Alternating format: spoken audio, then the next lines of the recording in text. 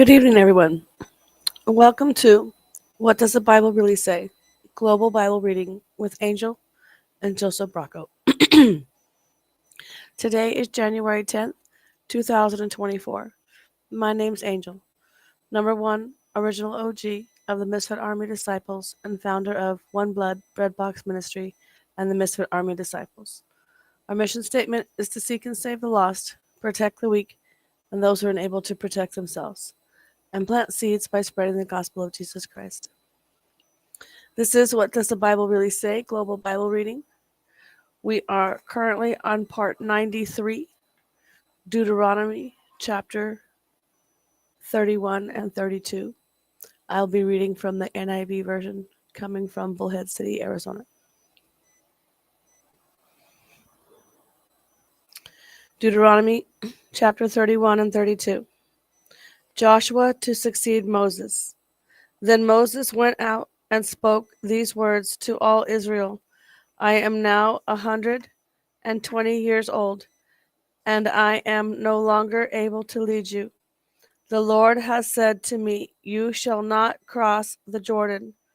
The Lord your God himself will cross over ahead of you. He will destroy these nations before you, and you will take possession of their land. Joshua also will cross over ahead of you, as the Lord said, and the Lord will do to them what he did to Sihon and Og, the kings of the Amorites, whom he destroyed along with their land. The Lord will deliver them to you, and you must do to them all that I have commanded you. Be strong and courageous. Do not be afraid or terrified because of them, for the Lord your God goes with you. He will never leave you nor forsake you. Then Moses summoned Joshua and said to him, in the presence of all Israel, be strong and courageous, for you must go with this people into the land that the Lord swore to their ancestors to give them, and you must divide it among them as their inheritance. The Lord himself goes before you and will be with you. He will never leave you nor forsake you. Do not be afraid. Do not be discouraged. Public reading of the law. So Moses wrote down this law and gave it to the Levitical priest who carried the ark of the covenant of the Lord, and to all the elders of Israel. Then Moses commanded them, at the end of every 7 years, in the year for canceling debts, during the festival of tabernacles, when all Israel comes to appear before the Lord your God at the place he will choose, you shall read this law before them in their hearing. Assemble the people, men, women, and children, and the foreigners residing in your towns, so they can listen and learn to fear the Lord your God and follow carefully all the words of this law. Their children who do not know this law must hear it and learn to fear the Lord your God as long as you live in the land you are crossing the Jordan to possess. Israel's rebellion predicted. The Lord said to Moses, now the day of your death is near. Call Joshua and present yourself at the tent of meeting, where I will commission him. So Moses and Joshua came and presented themselves at the tent of meeting. Then the Lord appeared at the tent in a pillar of cloud, and the cloud stood over the entrance to the tent. And the Lord said to Moses, you are going to rest with your ancestors, and these people will soon prostitute themselves to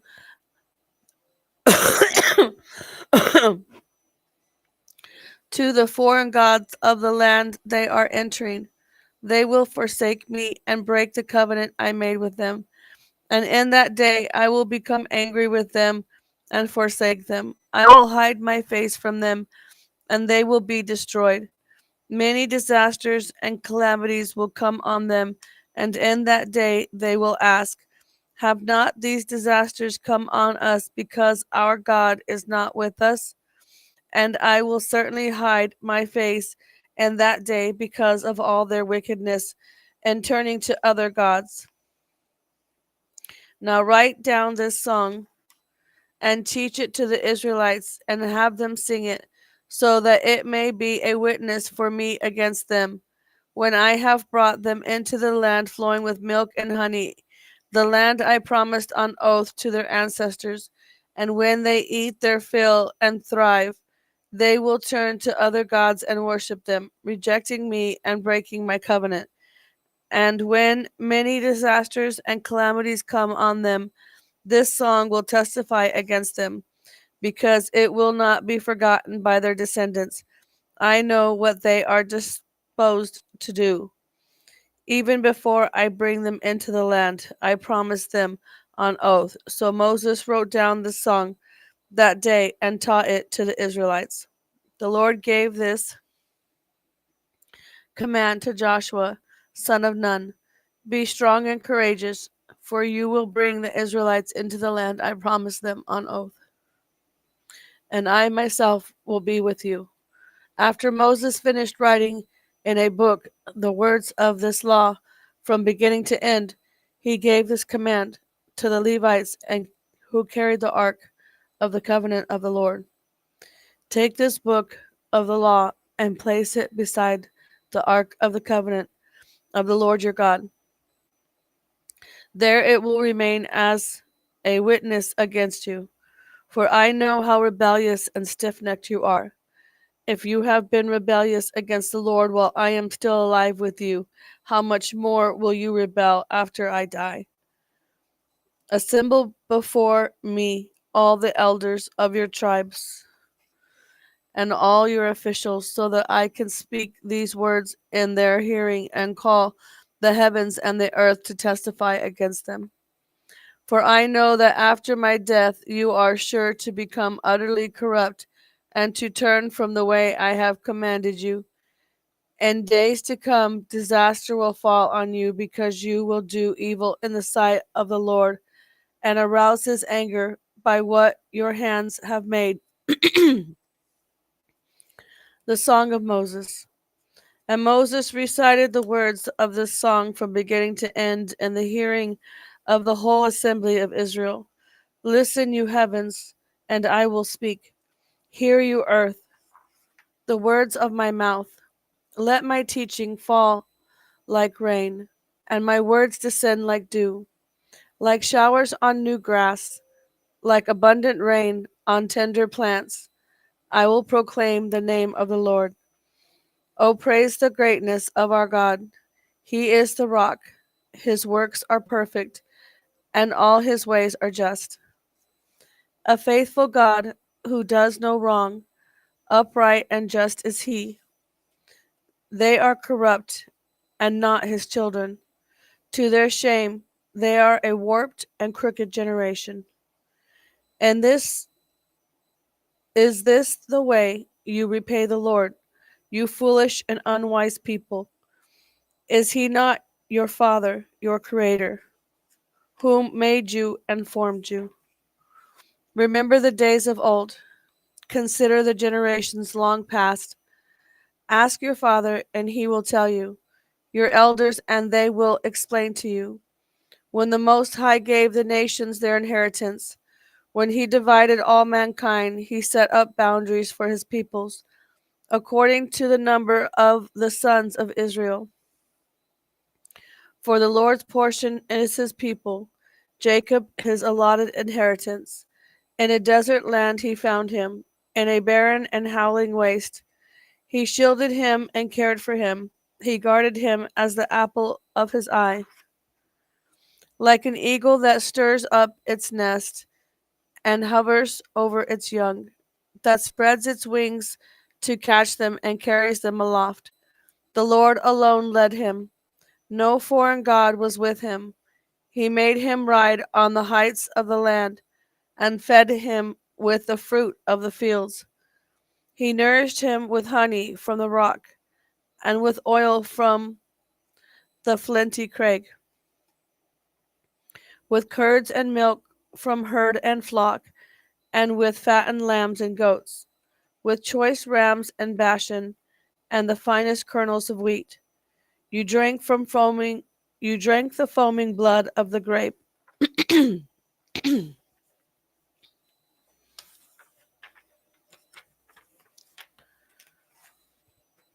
Jeshem grew fat and kicked.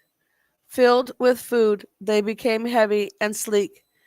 They abandoned the God who made them and rejected the rock, their Savior. They made him jealous with their foreign gods and angered him with their detestable idols. They sacrificed to false gods which are not God, gods they had not known, gods they recently appeared, gods your ancestors did not fear. You deserted the rock who fathered you. You forgot the God who gave you birth. The Lord saw this and rejected them. Because he was angered by his sons and daughters. I will hide my face from them, he said, and see what their end will be. For they are a perverse generation, children who are unfaithful. They made me jealous by what is no God, and angered me with their worthless idols. I will make them envious by those who are not a people. I will make them angry by a nation that has no understanding. For a fire will be kindled by my wrath, one that burns down to the realm of the dead below. It will devour the earth and its harvest, and set afire the foundations of the mountains. I will heap calamities on them and spend my arrows against him. I will send wasting famine against them, consuming pestilence and deadly plagues. I will send against them the fangs of wild beasts, the venom of vipers that glide in the dust. In the street, the sword will make them childless, in their homes terror will reign. The young men and women, the young men and young women will perish. The infants will, the infants and those with gray hair. I said I would scatter them and erase their name from human memory. But I dreaded the taunt of the enemy, lest the adversary misunderstand and say, our hand has triumphed. The Lord has not done all this. They are a nation without sense. There is no discernment in them. If only they were wise and would understand this, and discern what their end will be. How could one man chase 1,000, or two put 10,000 to flight, unless their rock had sold them, unless the Lord had given them up? For their rock is not like our rock, as even our enemies concede. Their vine comes from the vine of Sodom, and from the fields of Gomorrah. Their grapes are filled with poison, and their clusters with blisters, with bitterness. Their wine is the venom of serpents, the deadly poison of cobras. Have I not kept this in reserve and sealed it in my vaults? It is mine to avenge. I will repay. In due time, their foot will slip. Their day of disaster is near, and their doom rushes upon them. The Lord will vindicate his people and relent concerning his servants. When he sees their strength is gone and no one is left, slave or free, he will say, now where are their gods? The rock they took refuge in, the gods who ate the fat of their sacrifices and drank the wine of their drink offerings. Let them rise up to help you. Let them give you shelter. See now that I myself am he. There is no God besides me. I put to death and I bring to life. I have wounded and I will heal, and no one can deliver out of my hand. I lift my hand to heaven and solemnly swear, As surely as I live forever, when I sharpen my flashing sword, and my hand grasps it in judgment, I will take vengeance on my adversaries and repay those who hate me. I will make my arrows drunk with blood, while my sword devours flesh, the blood of the slain and the captives, the heads of the enemy leaders. Rejoice, you nations, with his people, for he will avenge the blood of his servants. He will take vengeance on his enemies and make atonement for his land and people. Moses came to Joshua, son of Nun, and spoke all these words of this song in the hearing of the people. When Moses finished reciting all these words to all Israel, he said to them, "Take to heart all the words I have solemnly declared to you on this day, so that you may command your children to obey carefully all the words of this law. They are not just idle words for you, they are your life. By them you will live long in the land you are crossing the Jordan to possess." Moses to die on Mount Nebo. On that same day, the Lord told Moses, "Go up into Abarim range to Mount Nebo in Moab, across from Jericho, and view Canaan, the land I am giving the Israelites as their own possession. There on the mountain that you have climbed, you will die and be gathered to your people, just as your brother Aaron died on Mount Hor and was gathered to his people. This is because both of you broke faith with me in the presence of the Israelites at the waters of Meribah Kadesh in the desert of Zin, and because you did not uphold my holiness among the Israelites. Therefore you will see the land only from a distance. You will not enter the land I am giving to the people of Israel." Deuteronomy chapters 33 and 34. To be continued. To be continued. What does the Bible really say? This was part 92, Deuteronomy chapter 31 and 32, NIV version. That's all I got. Peace out, yo. Angel Tsunami out.